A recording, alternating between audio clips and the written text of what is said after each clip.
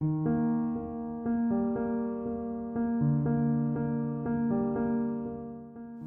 evening after work, I was driving home on the freeway and I lost consciousness and my car veered to the right and crashed into the barrier.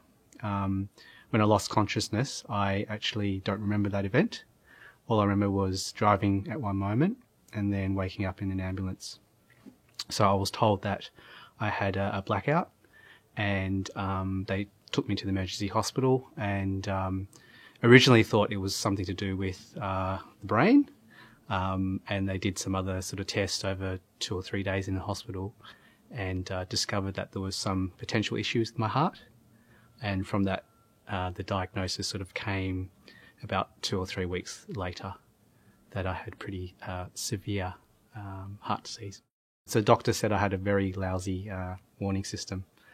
So the usual symptoms such as breathlessness or a bit of pain in the chest, I had none of. In fact, I thought I was bulletproof. So leading up to this, I had completed a mini triathlon. I would cycle every day to work. I'd be swimming, I'd be running, and I was always active when I was small. And my diet was pretty good too. History-wise in my family, I hadn't known of any issues as well. I never smoked. And I don't drink a lot as well. So all of these factors, I thought I should be okay. And so when I was diagnosed, I was shocked. I was diagnosed January 5, 2011, with a heart attack. I was very busy with work. I was very work orientated. I was involved in management. I wasn't eating well, but I wasn't eating bad either. My sleeping patterns were not the best. I was exercising, but not exercising very much. But my life was involved around work a lot. Prior to me having my heart attack, I did not know much about it at all. I knew that people have heart attacks, but I thought people had heart attacks over the age of 50, maybe even 60. I never thought that a heart attack could happen at a younger person.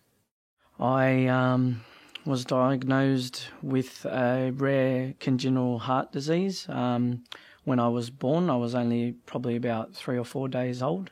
Simple things like, having a bottle at that age and things like that I was finding it hard to catch my breath and do.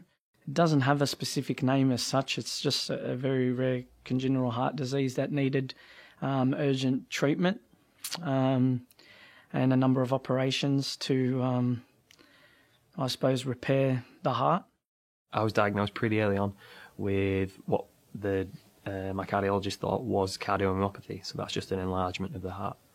Early on, it was all put down to that, so I was on a variety of medications and very low energy, but still very happy and no massive complications or anything like that. Just school's a little bit harder with not having the amount of time there that everyone else did, so yeah.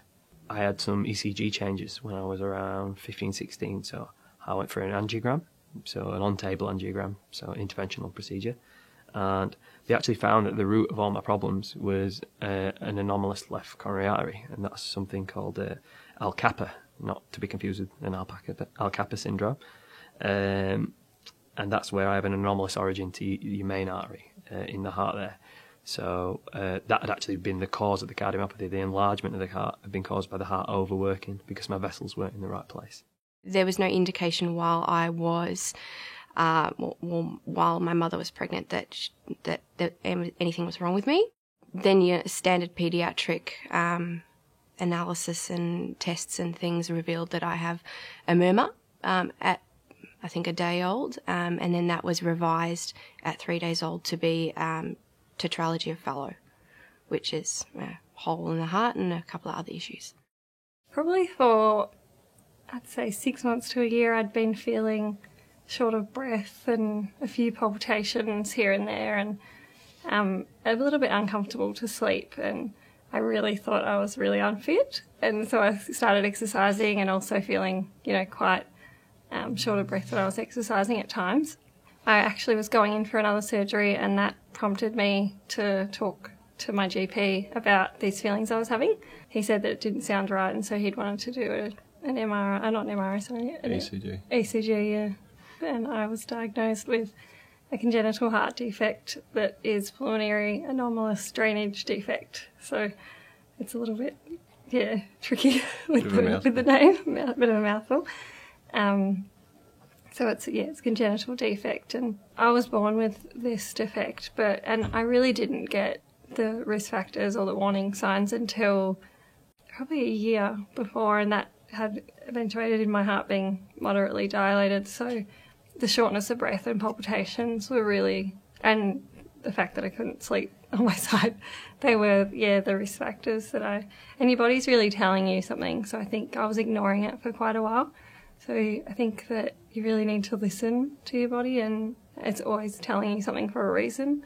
And that's something I've learnt as well since.